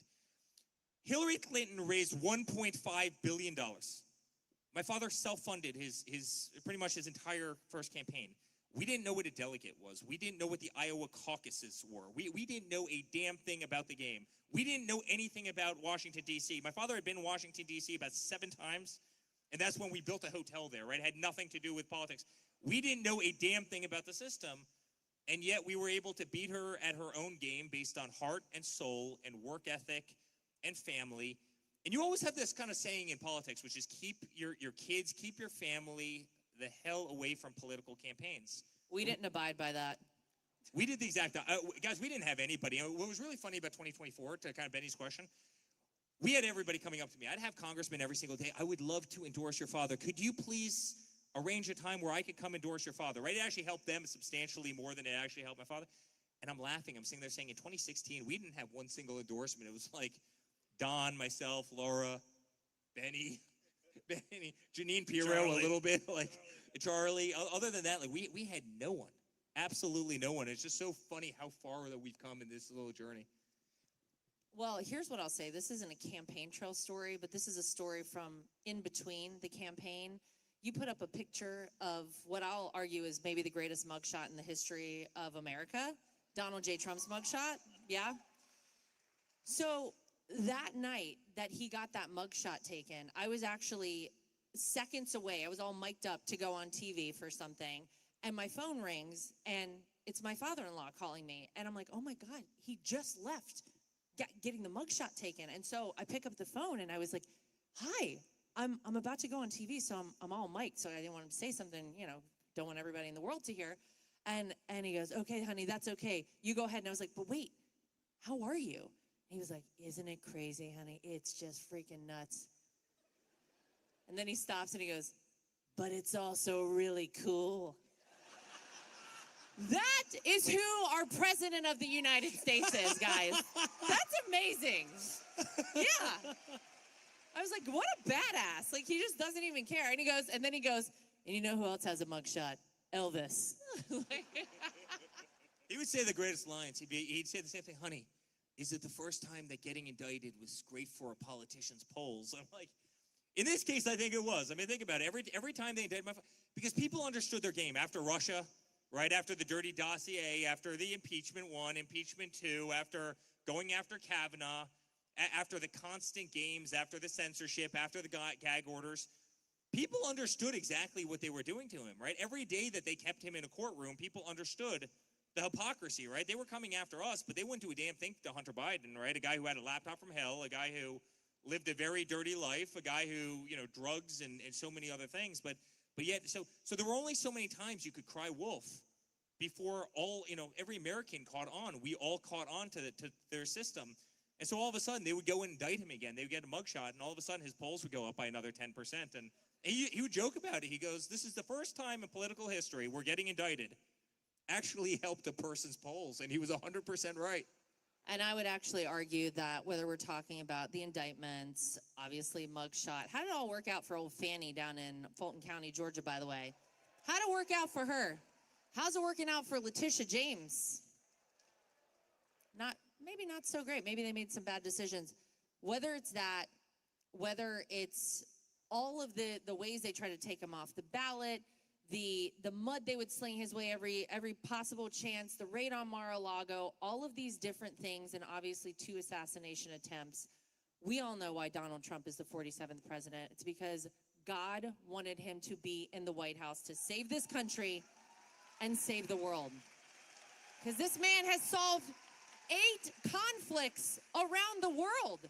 And he hasn't even been in office for an entire year. It's amazing. Peace in the Middle East. Who thought we'd see it? Donald J. Trump brought it to you. Amazing. How much did he love working at McDonald's? How much did he love McDonald's? Working at McDonald's. Well, I think he knew the menu better than most people. Benny, you've been on the plane with a lot of McDonald's. You've eaten McDonald's plenty of times with us. Like, he knew that menu cold. You should tell everybody here, honey, the story of your dad doing the drive-thru through McDonald's. So long before politics, we were buying a golf course, and so we're in this white Rolls Royce of his, and we're going down the Jersey Turnpike, and Donald Trump is driving. And he's driving. And by the way, we're doing like 45 miles an hour, and literally people are looking in the window, and they're literally, I think, giving us the finger. But he's like, everybody loves me, honey. Look at this. Everybody loves me. They're all honking for me. And so we go down there. We do the whole tour of the golf course. Talk to all the members. It was great. And on the way back, he goes, honey, we got to go to McDonald's. And I go, I literally, I can't drive 45 miles an hour down the Jersey Turnpike. I'm driving. He goes, but we have to go to McDonald's. So we go to McDonald's in this seedy town in this white Rolls Royce of his. And we pull in, and people are like, that's Donald Trump. He's like, yeah, we'll take 4 Big Macs. We'll take 6 orders of fries. It was very funny. We ended up flying back up the Jersey Turnpike. I'm like, I am driving this car back to New York because there's no way we're going to be there for a 3-hour period of time. We had so much fun together, but he knows that menu so cold. And by the way, tell me that wasn't the ultimate troll, right? You literally had a political candidate in this country who literally lied about working at McDonald's to try and become more relatable to the American people. You know, my father never played that game, right? And I always hated this. And this happened on both sides of the political aisle. But you'd see these guys show up at the Iowa State Fair, and they were in a brand new, pair of Carhartts. The stickers were still on it. They had clearly never been worn. They were wearing a pair of work boots, the same thing. They were getting blisters because they had never actually worn the things before. They would ride in on a Harley that somebody would give them 200 yards away from the event to try and fit in and look cool. My father would show up in a suit and his red tie in Iowa. He flew his helicopter in one time, right? He's literally giving kids like rides around the fairgrounds. He never pretended to be somebody he wasn't, while you had all these other politicians that were totally phonies that were always trying to put on a show. And America adored that. America adored the fact that he wasn't adapting himself to try and be relatable to others. And yet he became kind of this blue-collar president to so many people, right? Because he was so unique to himself, and he had backbone, and he was on PC, and he said what everybody was thinking, but he did it in his own unique individual way, and he never cowtailed, and he never tried to cater to others. He was just himself. He wasn't fake. He wasn't a phony. And I think the people in this room and the people of this country were sick and tired of the phony politicians. And I think so many of them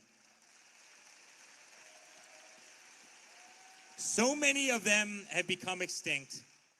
And by the way, let me just say one last thing. He's become the greatest rhino hunter in the history of rhino hunters. He's killed every rhino in Washington, D.C., and he sent them all packing. And honestly, our party should be so thankful for that. I can't believe you didn't think that hot sauce in Hillary's purse was authentic, honey. How could you possibly think that? The assassination attempt. This is something, obviously something horrible happening on the left, where they become violent. Whether it's Luigi Mangione, they're permissible of murdering your political opponent or somebody you disagree with, and they venerate it and they celebrate it. And it's the reason why Charlie Kirk is not able to be on stage with us tonight. And it's the reason why your father got hit in the head with a bullet in Butler, Pennsylvania. What is that? What's going on the left? And can you give us a little bit of an insight, perhaps, since it is a Memorial Day and it is also such a historic day and an anniversary, what was that like for your family? Well, certainly the lack of God for these people. It is pure evil. That's exactly who they are. It's probably the breakdown of the family system. It's a whole lot of societal problems. And it's a group of people who have just flat out lost the argument, right? Isn't it really amazing? I mean, just go back. The entire Democratic game the entire time was identity politics, right? First it was you're a racist. Then it's you're anti-Semitic, right? It's like, well, he's not racist. He's certainly not anti-Semitic. There's never been a person who's been better for the Jewish state than my father ever, right? And then it's really interesting. Then it was, well, you must be sexist then, right? Because those two narratives, and it's like, that's kind of funny because Kellyanne Conway, his first, campaign manager who won in 2016 was a woman, and Laura Trump, who ran the RNC, was a woman, and, Susie Wiles, who was the second campaign manager, was a woman, but, he must be very sexist. And then it's, fine, he's not a sexist, but, he must be a fascist, and yet, who dresses up in black and takes a rifle, at a college campus and sits on a roof and shoots somebody that I truly loved, and somebody that Benny truly loved, and somebody that Laura truly loved, and somebody that we all truly loved, as you engaged in free speech? Like, is the person dressed in black holding a rifle on a roof shooting over the heads of college kids who are engaging in free speech, does that look like a fascist, or does the person who is courageous enough to go to those campuses and debate anybody on that campus because we're right on the issue, who's the fascist? It's sick, guys. It's sick. And that's why we need God in society, because God would cure so many of these problems if you had faith and you had morality and you had religion in your life. If you had good family, you had good values, you had good principles, you were raised correctly. We've got to return our society to that. And that's why family values matters. And honestly, that's why community matters. And that's why events like this matter.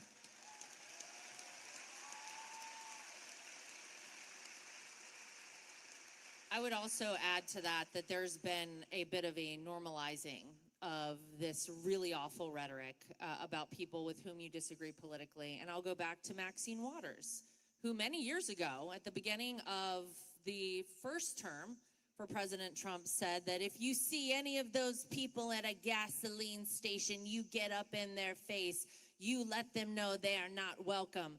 It starts with stuff like that. And then it continues on where these people who have a platform and understand they have a platform are actively spewing hateful rhetoric, telling lies, and inciting this kind of behavior and making it feel somewhat normal. After my father-in-law was nearly killed on stage in Butler, I really genuinely thought, okay, this is a moment where people are going to say enough. We almost saw something really awful happen, and something really awful did happen to Corey Comparator, a father, a firefighter, a husband who we lost, who didn't deserve that at all. And sadly, the hours later, there were people saying, oh, that was fake. That was all staged. When you just normalize something like that, it makes it, sadly, Benny, I think a lot easier for people to justify doing things that are absolutely horrific. And you asked us, what was it like watching that back on July 13th of last year? I mean, it's a moment I'll never forget, and I'll be really honest. When I heard what happened to Charlie, before we really knew what had happened to Charlie, I instantly was taken back to the feelings we had watching television. Eric and I were watching the rally that day, and I was actually making dinner for our kids, and I was so stunned. I was peeling a carrot. My daughter turned around and she goes, "Look who's on TV, Mom. It's Grandpa." And so I look down, I peel a carrot, and then I look back up and I see he's not on stage anymore. I don't know where he is. Do you know I held that carrot and that carrot peeler in my hand for about an hour? Because I was so shocked. Eric and I were running around. We ran in, we changed the channel because we didn't want our kids to see it, trying to figure out what's going on. But it was terrifying, and thank God that turned out differently. But we were so close to having everything changed in our country. And unfortunately, our friend Charlie did have everything changed. But here's the good news. You're here tonight. We're all here tonight. We are going to carry Charlie's legacy on. What he started, we will finish.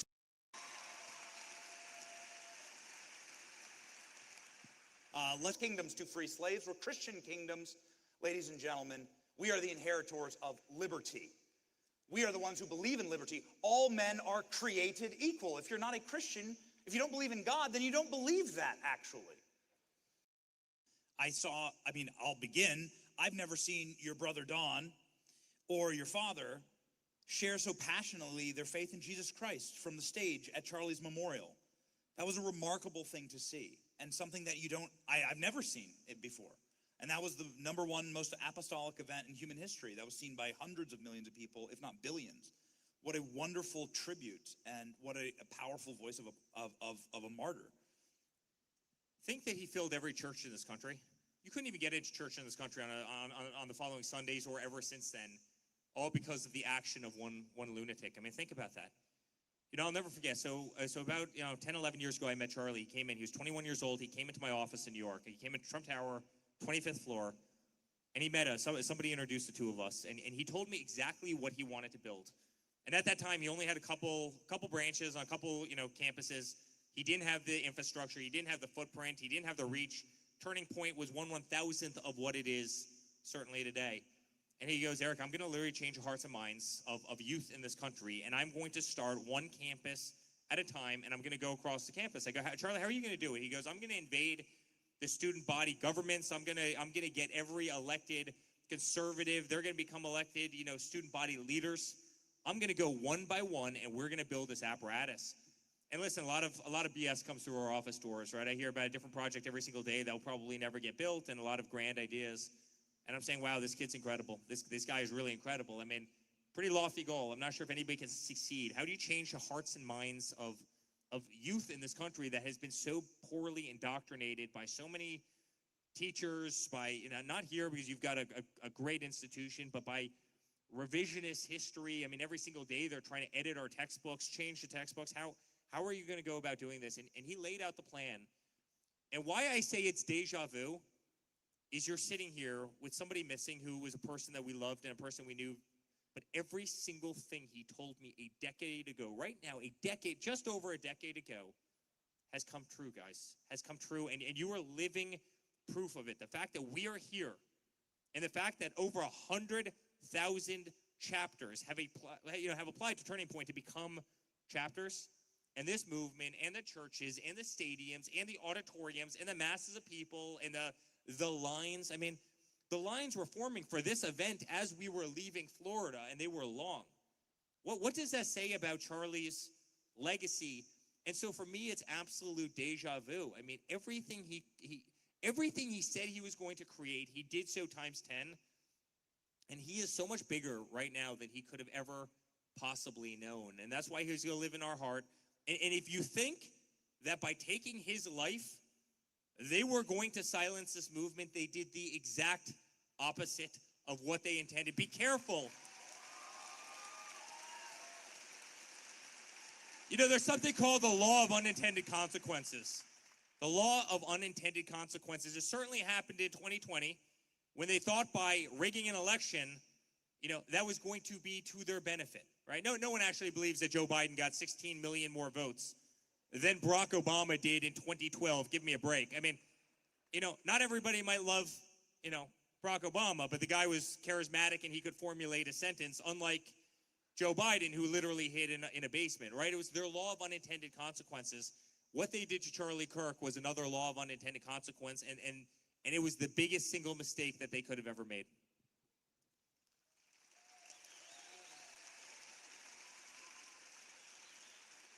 So I'll actually never forget, Charlie had asked me to go speak at an event at my alma mater, NC State, and we were on the way there. I had just landed in the plane and, you know, getting off at the Raleigh airport, and he called me and he goes, "We got a bit of a problem.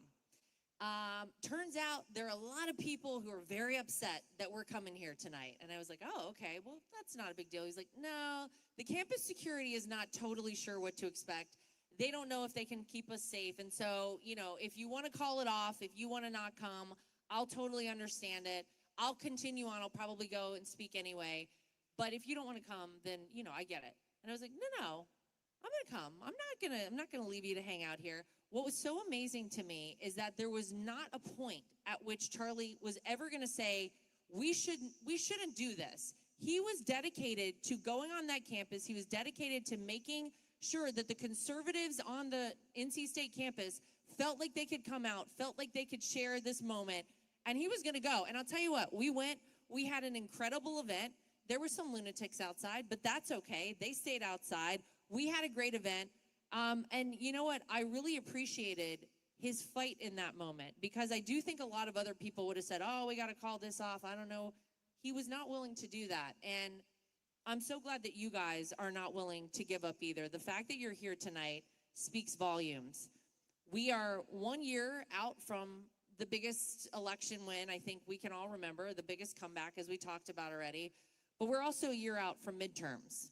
And I want to say this right now. We cannot leave anything to chance. If you take nothing away from yesterday, these elections, we're in blue areas in New York City, in Virginia, and in New Jersey. But the fight is not over, and it takes all of us in here to do that. So as Charlie did on that NC State campus, we're going to continue on. We're going to continue fighting. And I'll tell you what, if everybody in here does what I know we can all do, we're going to continue winning as well.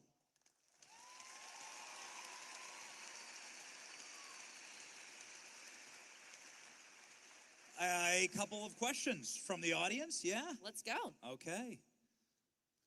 All right, Here so we go. looking back yesterday at the headlines, it's kind of crazy, but what do y'all think about a Democratic Socialist winning the mayoral seat for New York City?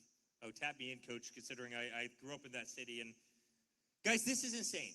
This is insane. New York needs nothing. You know what New York needs?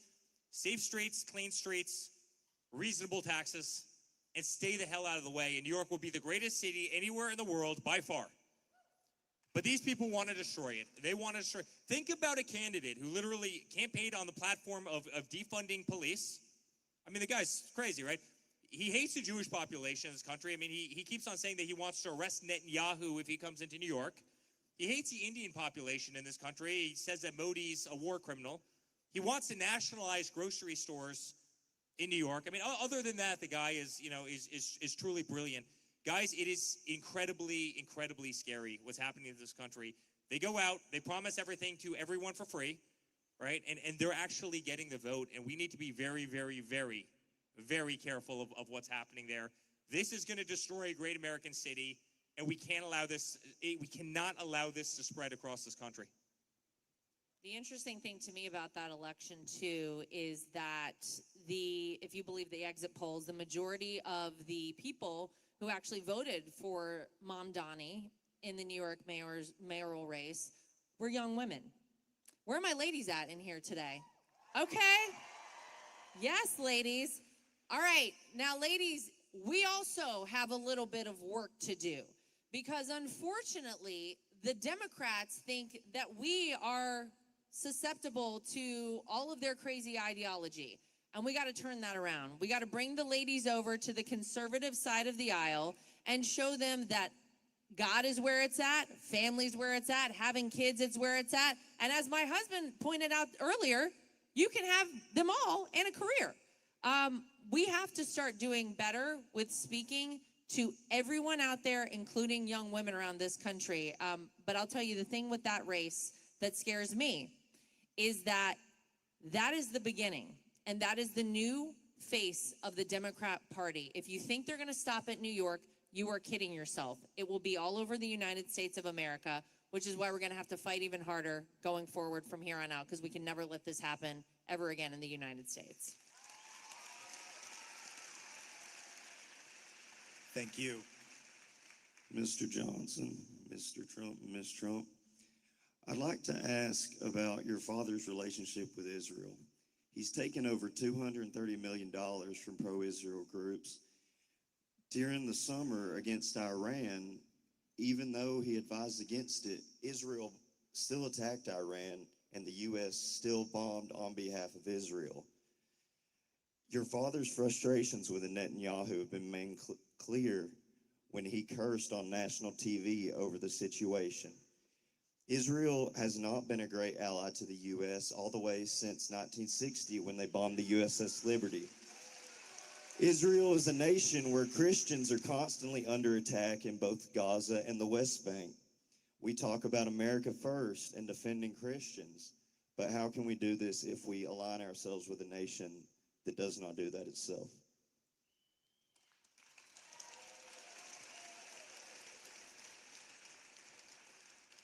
There's no question my father's had frustration. In fact, I think he's had frustration throughout the whole conflict with both sides. At the same time, make no mistake, you have a nation that is chanting death to America every single day on the streets of Tehran.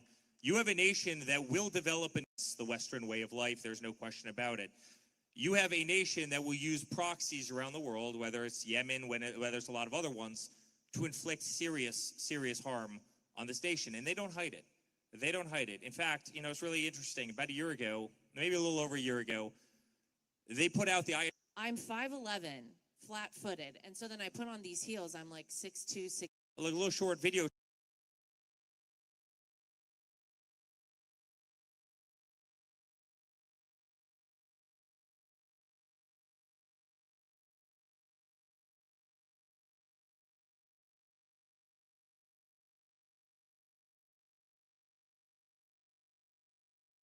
On the station, and they don't hide it.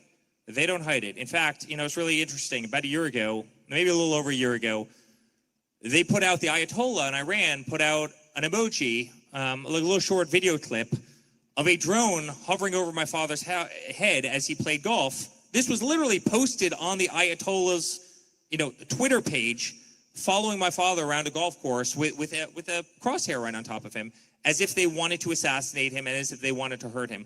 Guys, Iran wanted to destroy our way of life. They wanted to hurt us. They wanted to inflict real pain. What I can tell you about my father is, in terms of Israel, he wants a peaceful Middle East. He wants peace around the world. He wants to end the killing. He did that with India and Pakistan. He did that, obviously, you saw what he did with Cambodia and Thailand.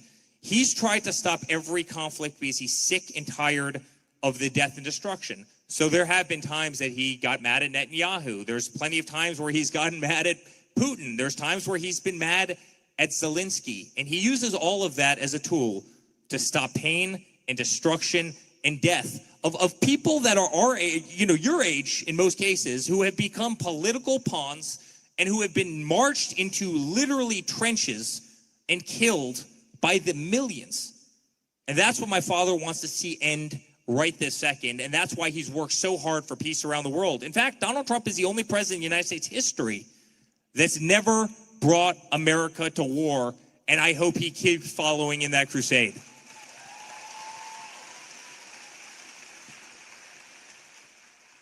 In response to the nukes from Iran, Israel has nuclear weapons and is not a part of the IAEA, unlike Iran. And it's just sad to see, because I've never seen the American president get treated the way he does by the Israeli government.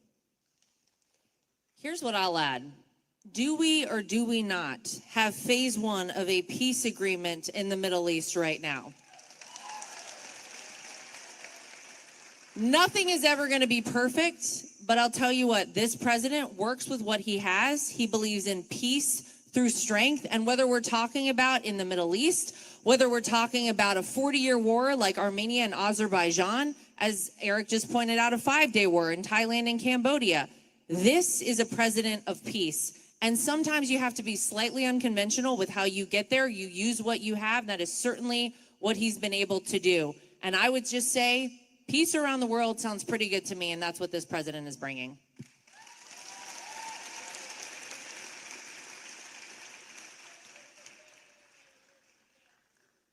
Good evening. So, I have a pretty busy father myself, but I know you have a very, very busy father. So, has his long hours ever impacted your sleep schedule? Yeah, 100%. Yes. He'll call me at 5 o'clock in the morning. He'll call me at 12 o'clock at night. Then he'll call me at 5 o'clock in the morning. Donald Trump is like the Energizer Bunny on steroids, in like a red tie. And he's always been that. I mean, as long as, and I'll never forget in 2016, you'd have Hillary, she'd be up on stage. Does Donald Trump have the stamina to be president of the United States, right? And, here she is. She packed it in like 3 days before, election day. She thought she won. She filled the Jacob Javits Center in New York with the most beautiful balloons. All her, billionaire supporters were eating caviar and drinking champagne. And guess who was on the stage at 2 o'clock in the morning of election, about 3 hours before he went to actually vote himself in Michigan, Donald Trump, because he wanted to get one more rally in while everybody had already packed it in. So the guy has never been long on sleep. And by the way, isn't that what you want out of the president of the United States? Don't you want somebody who's going to fight their ass off? Here's what I'll tell everybody about him. He was the last person in the world that needed this job. His life would have been a hell of a lot better. Hang out at Mar-a-Lago, fly around on Trump Force One, play golf, hang out with his grandkids, do great real estate deals. And yet, the guy, when he went over to Israel, talk about Israel and, Egypt for the peace deal, he literally went over there, flew over there, did 2 stops in Israel, did a stop in Egypt, and ended up getting back 36 hours later so he could give our great friend Erica the Presidential Medal of Freedom for Charlie Kirk. He was able to pull that all off in a 36-hour period. Joe Biden couldn't have accomplished all of that in 3 months. I mean, literally, he wouldn't have had the stamina. So, thank God we have a president that runs hard. Thank God we have a president. The guy will come off of Air Force One at 2 o'clock in the morning, give a press conference at Andrews Air Force Base, hop on Marine One, fly to the White House, get off, do another pressure aid, down right in front of, on the South Ground lawn, go up, and then sure enough, you'll have a press conference at 9 o'clock in the morning in the Oval Office. By the way, all in defense of America, and all as the greatest cheerleader America has ever seen. And I think that's exactly what we want in a commander-in-chief. And by the way, Benny, you asked about good campaign stories. This is one that speaks exactly to that. When we left Grand Rapids, Michigan, after that final rally of last year, we got on the plane to fly back to Palm Beach, packed, with the whole campaign crew.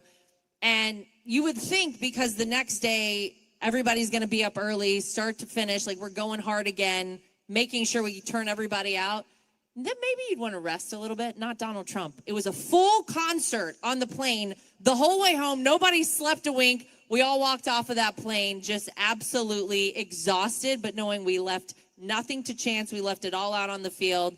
And we played a lot of great music on that plane on the way back, I'll tell you. You may have heard he's pretty big on the iPad playing DJ. What song, real fast? November Rain. You have some Sinead O'Connor. Nothing compares to you. You have some REM. Phantom of the Opera. Rolling Stones, some Broadway. Elvis. Yeah, we did a lot. We did it all. All of it.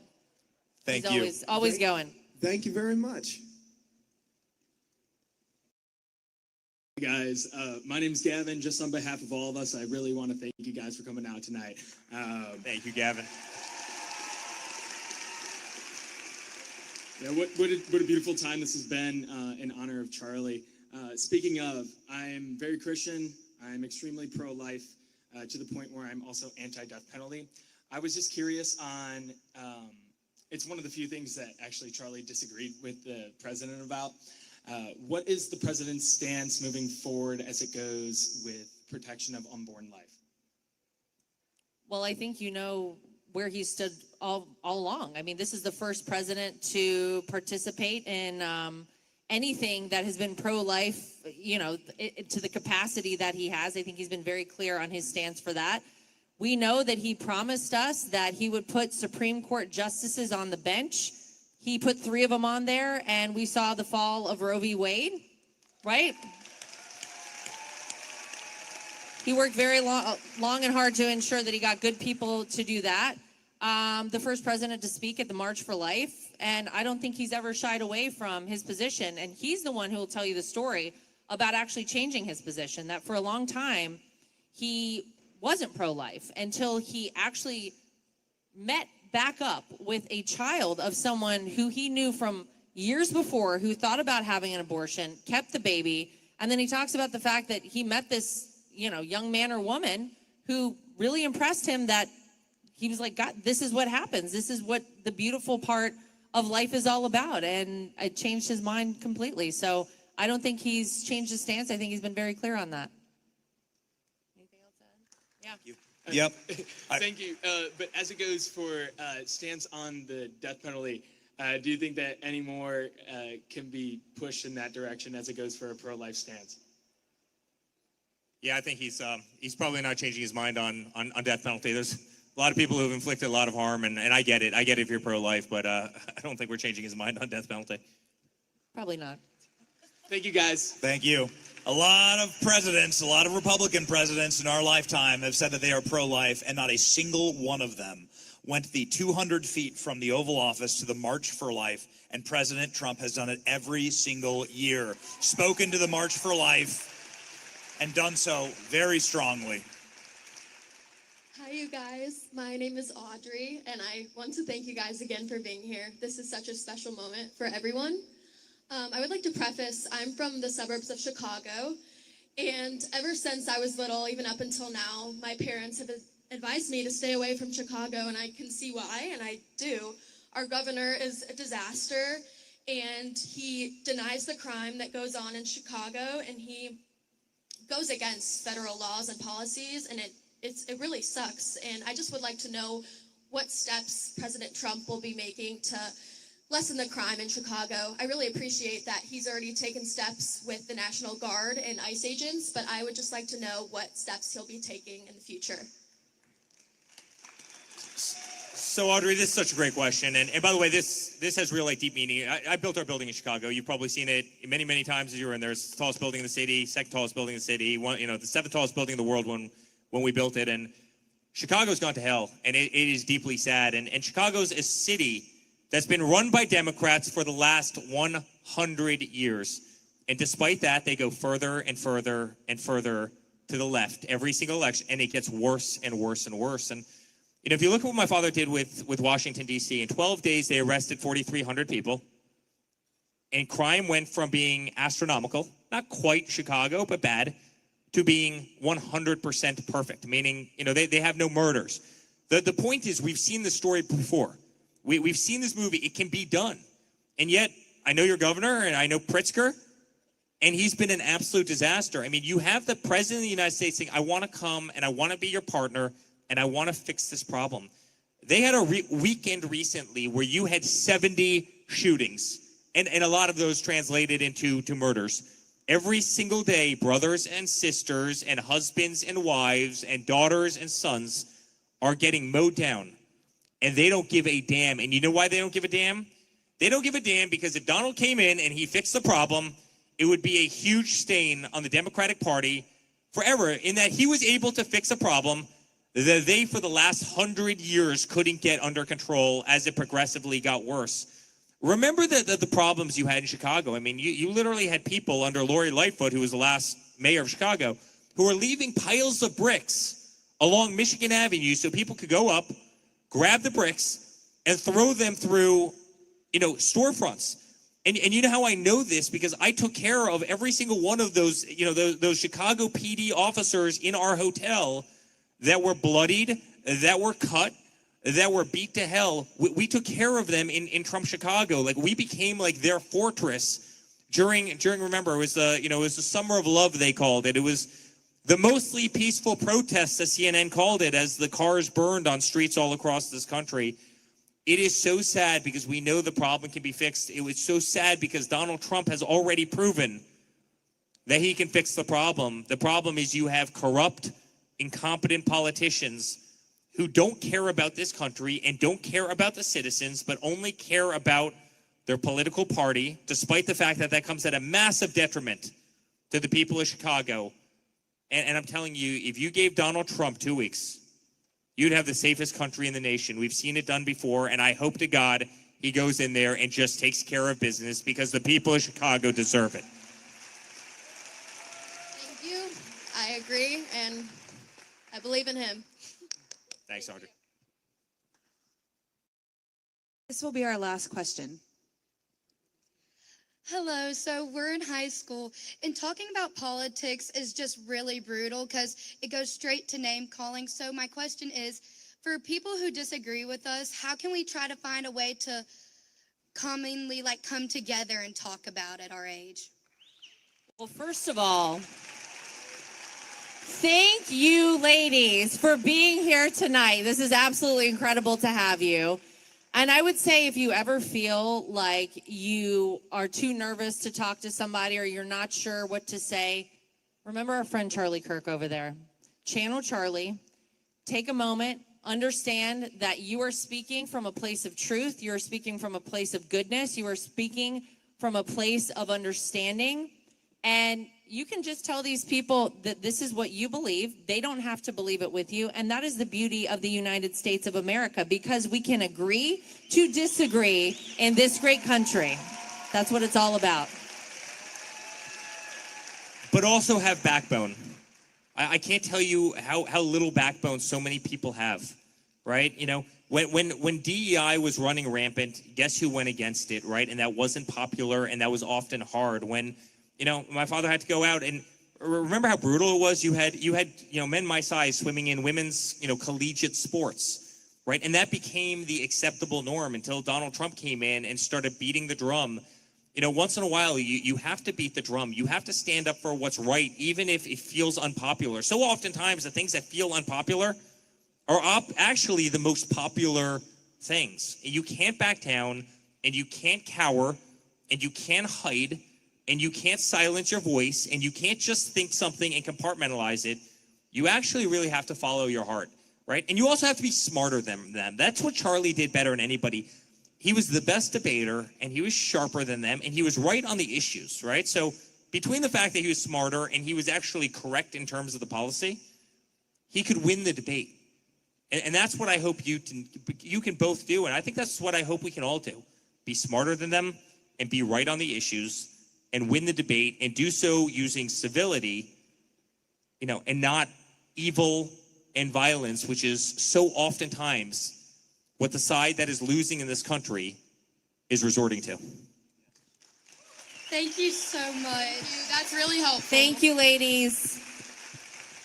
Thank you, Auburn. Thanks, guys. We love you guys. That was awesome. This is it for tonight. Thank you guys very much. We love you. God bless you guys. Thank you.